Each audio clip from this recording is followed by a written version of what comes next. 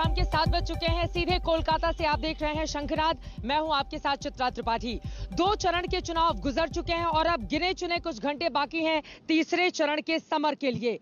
दीदी के सामने अपना दुर्ग द्वार बचाने की चुनौती है, क्योंकि 2016 में इन 3 जिलों की 31 सीटों पर जहां कल होना है मतदान, वहां पर टीएमसी ने शानदार प्रदर्शन किया था। लेकिन इस बार भारतीय जनता पार्टी दीदी के किले में लगातार सेंध लगाने की कोशिश में है और जीत के दावे कर रही है।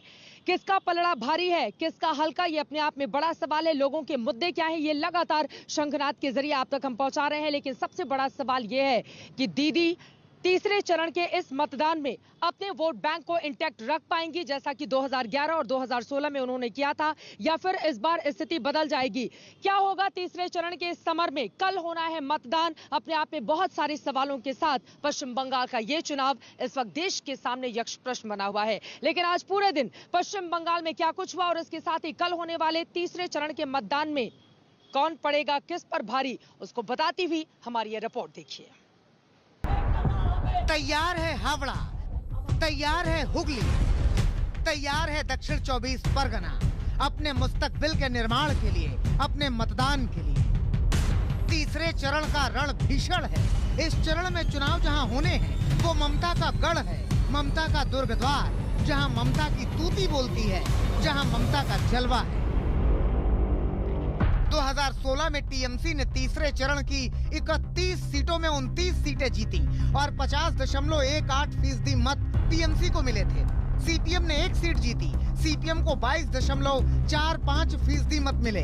कांग्रेस के हिस्से 1 सीट आई, कांग्रेस को 9.71% मत मिले।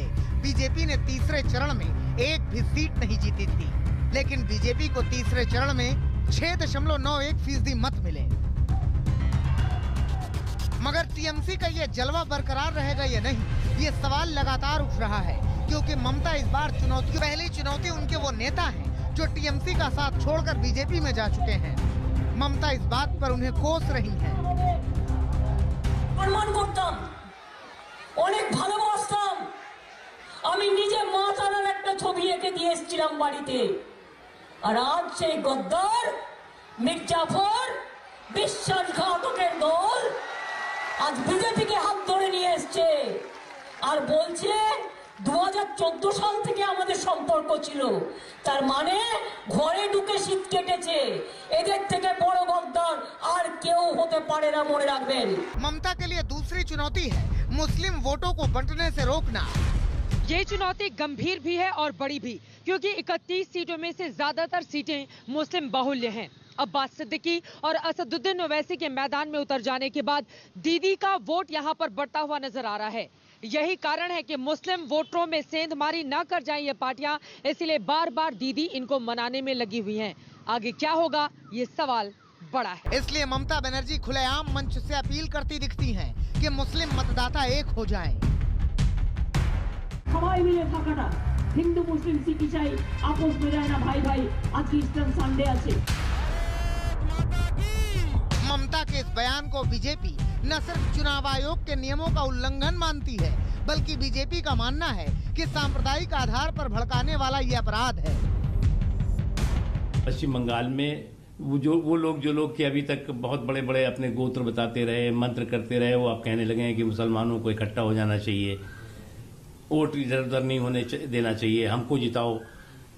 तो ये प्योरली सांप्रदायिक आधार पर ध्रुवीकरण है। ये जो है मॉडल कोड ऑफ कंडक्ट का वायलेशन नहीं है, ये तो people's representation of people's act का क्लियर कट क्रिमिनल वायलेशन है। मुस्लिम वोटर्स इस इलाके में अहम भूमिका निभाने वाले हैं और जाहिर तौर पर ममता बनर्जी के सामने अपना गढ़ बचाने की चुनौती तो होगी ही।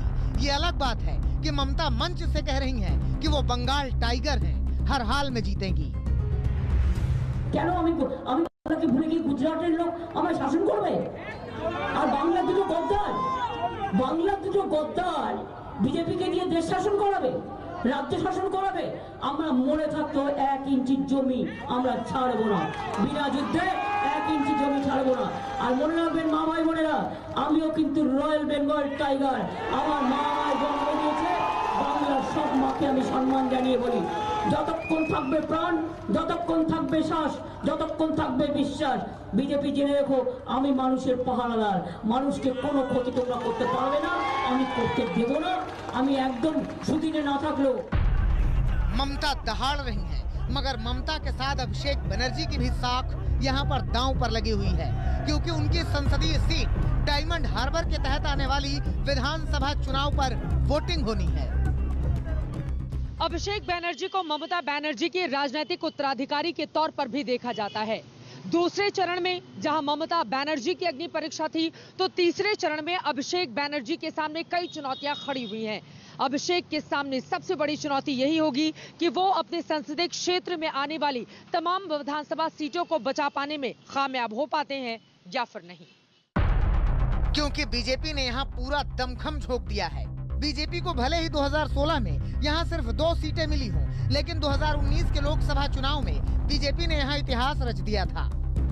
जिस बीजेपी को 2016 के लोकसभा चुनाव में 7% से भी कम वोट मिला था, उसी बीजेपी ने 3 साल बाद लोकसभा चुनाव में यहाँ करीब 37% वोट हासिल कर लिया। 2019 के लोकसभा चुनाव के परिणामों ने बीजेपी का हौसला तो बढ़ाया ही, साथ ही ये भरोसा भी जगाया कि ममता को उनके गढ़ में हराया जा सकता है। इसीलिए बीजेपी नेता बार बार कह रहे हैं कि इस बार ममता हार रही है। लेकिन टीएमसी के नेता भी लगातार कह रहे हैं कि इस बार भी बीजेपी हारेगी और ममता बनर्जी सीएम बनेंगी। बंगाल में दीदी ही सीएम बनेंगी और ये 2 मई के बाद सब जो कुछ भी कह रहे हैं अभी उनको भी समझ में आ जाएगा कि 2 मई के बाद रिजल्ट आउट हो जाएगा। नंदीग्राम में दीदी जीतेगी और बंगाल में दीदी ही चीफ मिनिस्टर बनेगी। जो भी हो, गिने गिने कुछ घंटे बचे हैं जब तीसरे चरण का मतदान होगा और जनता तय करेगी कि इस बार ममता का गढ़ बचेगा या ढहेगा। पश्चिम बंगाल के इस भीषण रण को जीतने के लिए नेता साम दाम दंड भेद सब कुछ लगा रहे हैं। कार्यकर्ताओं के बीच जहां हिंसा का दौर जारी है, तो वहीं बड़े बड़े नेता बदजुबानी पर उतर आए हैं। ताजा मामला ममता बनर्जी से जुड़ा हुआ है।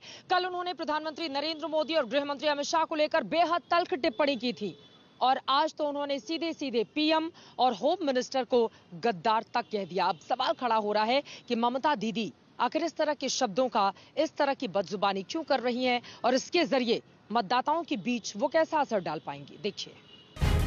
पहले तेवर, फिर तीखा प्रहार और अंत में ऐसा वार कि ममता बनर्जी इशारों में पीएम मोदी और अमित शाह को ही गद्दार कहने लगी। नंदीग्रामे ভোটের আগের দিন অনেক অত্যাচার করতে, আমি সেই জন্য ওখানে বসেছিলাম। মনে রাখবেন, অত্যাচার বন্ধ করবার জন্য। অত্যাচারী দল এই বিজেপি, সন্ত্রাসী দল এই বিজেপি, দাঙ্গাবাজ দল এই বিজেপি, ধান্দাবাজ দল এই বিজেপি, রক্ত পিশাচী দল এই বিজেপি, গ্যাসের দাম বাড়ানোর দল বিজেপি, সব কারখানা বন্ধ করে দেওয়ার দল বিজেপি, মানুষ হত্যা করার দল বিজেপি, বাংলাকে ভাগ করে দেওয়ার দল বিজেপি। কেন আমি বাংলাকে ভুলে গিয়ে গুজরাটের লোক আমায় শাসন করবে? আর বাংলা দুটো গদ্দার बीजेपी के लिए देश शासन करावे। हुगली की जनसभा में ममता बनर्जी बोलने पहुंची तो आज उनका अंदाज कुछ जुदा था और जुबान पहले से कहीं ज्यादा तल्ख। इसी तल्खी के बीच ममता बनर्जी ने मजहब की बात की, जात पर सफाई दी, दंगों का जिक्र किया और बंगाल में बंटवारे की राजनीति का सारा ठीकरा बीजेपी के सर फोड़ दिया। आगामी दिन খেলার মাঠে খেলতে হবে, খেলতে খেলতে বিজেপিকে খালি করতে হবে, মাঠ খালি করতে হবে, পরাস্ত করতে হবে, তৃণমূল কংগ্রেসের সরকার করতে হবে, জোয়া ফুলে ভোট দিতে হবে, পচা ফুলে দেবেন না, ওটা বিজেপির পলিটিক্যাল পচা ফুল, ফুলটাকে নষ্ট করে দিয়েছে। दो चरणों की चुनावी टक्कर के बाद सवाल ये खड़ा हो रहा है, दीदी आखिर ऐसी बोली बोलने के लिए मजबूर क्यों है? बीजेपी की सधी हुई रणनीति और धुआंधार प्रचार के कारण दीदी बदजुबानी के स्तर पर उतर आई हैं, या फिर 2 चरणों में ममता बनर्जी को ऐसा लग रहा है कि जो वो अचीव करना चाहती थी उस स्थिति में टीएमसी अभी नहीं है, इस वजह से ममता बनर्जी अब इस तरह के शब्दों का इस्तेमाल कर रही हैं। इस बदजुबानी के पीछे की बड़ी वजह क्या है, ये भी अपने आप में बंगाल में बड़ा सवाल बना हुआ है। हालांकि पश्चिम बंगाल के चुनावी समर में विवादित और शर्मनाक बयानों का सिलसिला ममता बनर्जी से ही नहीं शुरू होता। प्रदेश में चुनावी रंग चढ़ने के साथ ही कई नेताओं की बोलियां सीमाओं को लांघने लगी थी।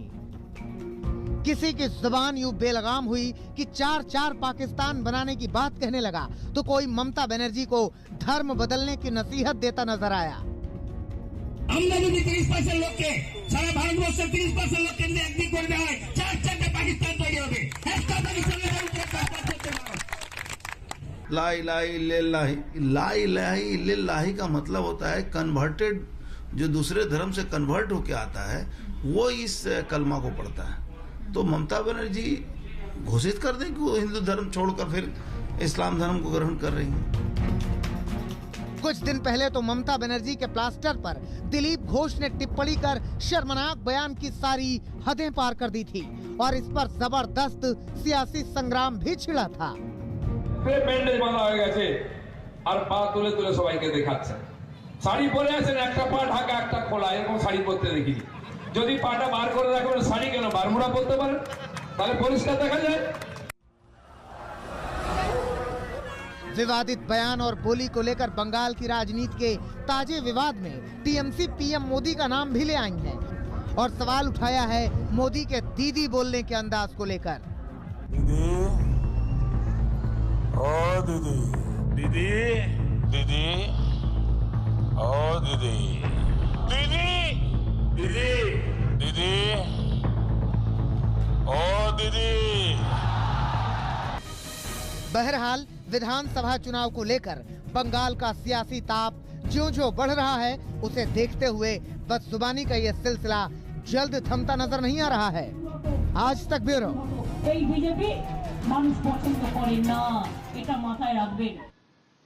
अब से कुछ देर पहले कोलकाता में तेज जोरदार बारिश हुई है, लेकिन यहाँ का तापमान जैसे जैसे चुनाव चढ़ता जा रहा है वैसे वैसे बढ़ता हुआ चला जा रहा है।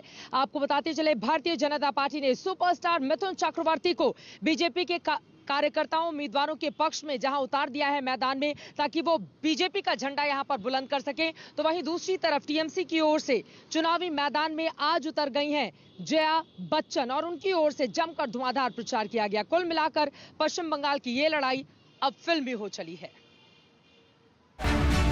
पहले प्रत्याशी बनाने की होड़ और अब प्रचार में स्टार वार।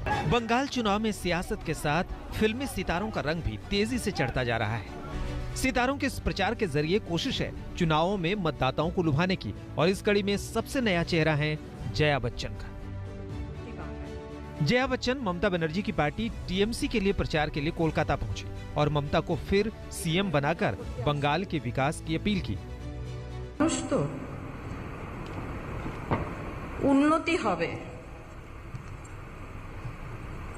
আরো উন্নতি হবে, আরো বেশি বেশি উন্নতি হবে যদি মমতা ব্যানার্জি এখানকার মুখ্যমন্ত্রী হবে।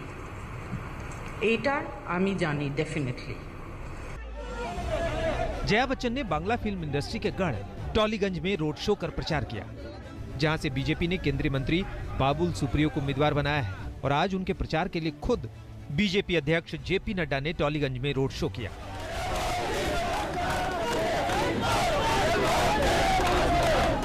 उधर बाबुल सुप्रियो दावा कर रहे हैं कि जया बच्चन अपने प्रचार में उनके खिलाफ नहीं बोलेंगी। जो अरूप विश्वास की जो डिसऑनेस्टी है, जो उनकी छवि है, ये अगर इसके बारे में अगर जया जी को पता होता तो जया जी बहुत स्ट्रिक्ट प्रिंसिपल के स्ट्रेट स्पीकिंग पर्सनालिटी है, तो वो किसी भी हालत में अरूप विश्वास के लिए कैंपेन नहीं करती है, लेकिन कर रही है। ये मुझे कोई इससे हर्ज नहीं है, लेकिन एक चीज आप देख लेना, तृणमूल को जिताने के लिए वो कहेंगे, बीजेपी के खिलाफ भी बोलेंगे, लेकिन बाबुल सुप्रियो के खिलाफ भी कुछ नहीं बोलेंगे, ये मैं आपको यकीन के साथ कहता हूँ। बीजेपी और टीएमसी दोनों ही पार्टियों ने चुनाव में कई सितारों को टिकट दिया है, लेकिन सितारों पर बीजेपी ने सबसे बड़ा दांव मिथुन चक्रवर्ती को पार्टी में शामिल कराकर खेला और उन्हें चुनाव प्रचार में बड़ा चेहरा बना दिया। कुछ लोग जया बच्चन के चुनाव प्रचार में उतरने को मिथुन चक्रवर्ती के जवाब के तौर पर भी देख रहे हैं, लेकिन बंगाल बीजेपी के अध्यक्ष दिलीप घोष मिथुन और जया बच्चन की तुलना को ही गलत मानते हैं।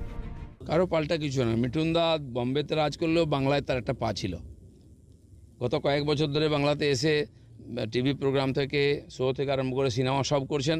আর আমরা দেখলাম মিঠুনদা নামার সঙ্গে সঙ্গে মানুষের মধ্যে কি উন্মাদনা। শুধু তাই নয়, আমি অবাক হয়ে গেছি। 70 বছর পার করেছেন বয়স, অতি সম্প্রতি তার অপারেশন হয়েছে, অসুস্থ হয়েছিলেন, কিন্তু সকাল 9টা থেকে যেভাবে দাপিয়ে প্রচার করছিলেন টেম্পারেচারে, এটা মিঠুন চক্রবর্তীই পারে। दिलीप घोष ये भी सवाल उठा रहे हैं कि आखिर जया बच्चन को बंगाल के मुद्दों की समझ ही कितनी है। ঠিক আছে, জয়া বচ্চনের সঙ্গে আজকের প্রজন্মের কি সম্পর্ক আছে বাংলায়? কজন তার নাম জানেন ঠিক করে? উনি সমাজবাদী পার্টিতে এমপি হিসাবে রাজ্যসভায় গেছেন, এটা ঠিকই একসময় বাংলার মেয়ে হিসাবে উনি অভিনয় করেছেন, তাকে ভালোবাসতেন, কিন্তু আজকে কোথায় আছে? বাংলার সঙ্গে কি সম্পর্ক আছে? বাংলার কি সমস্যা নিয়ে কোনো কিছু। पश्चिम बंगाल में अभी 5 दौर का चुनाव प्रचार बाकी है और यहाँ जिस तरह सियासी सितारों की एंट्री हो रही है, ऐसा माना जा रहा है कि आने वाले दिनों में कुछ और भी चेहरे बंगाल में उम्मीदवारों की जीत का अपील करते नजर आएंगे। आज तक ब्यूरो। तो बॉलीवुड के दिग्गज अपनी अपनी पार्टी के पक्ष में प्रचार प्रसार करते हुए बंगाल में दिखाई दे रहे हैं, लेकिन टॉलीवुड के दिग्गजों को भी दोनों ही पार्टियों में बड़ी तादाद में मैदान में उतारा है ताकि यहां की बाजी को जीता जा सके। कुल मिलाकर ये रण अपने आप में भीषण तो है ही, लेकिन अपने आप में दिलचस्प कहानियों को भी समेटते हुए चला जा रहे हैं। सबके बीच आपको बता दें, भारतीय जनता पार्टी के दिग्गजों की ओर से प्रचार प्रसार का दौर लगातार जारी है। तीसरे चरण का कल रण है, चौथे चरण के लिए 10 तारीख को वोटिंग होगी। ऐसे में एक बार फिर मैदान में उतरे बीजेपी के राष्ट्रीय अध्यक्ष जेपी नड्डा, उनसे खास बातचीत की है मेरी सहयोगी पौलमी साहा ने। सुनिए। हम इस वक्त टालीगंज में रोड शो पर है, भाजपा का रोड शो है। टालीगंज के जो कैंडिडेट है भाजपा के बाबुल सुप्रियो के साथ आज जो भाजपा अध्यक्ष है जेपी नड्डा जी भी है। सर, टालीगंज थोड़ा डिफिकल्ट सीट होगा, आप मानते हैं? बिल्कुल नहीं, यहाँ की जनता ने तय कर लिया है कि बाबुल सुप्रियो को अपना नुमाइंदा बनाकर टॉलीगंज का जो गौरव है उसको स्थापित करना है। और जो गौरव पिछले 10 सालों में टोलाबाजी, तुष्टीकरण, तानाशाही, गुंडागर्दी और भ्रष्टाचार से जुड़ा हुआ था, उससे टॉलीगंज के लोग निजात पाना चाहते हैं। और एक तरफा आप देख रहे हैं क्या इंथुजियाज्म है।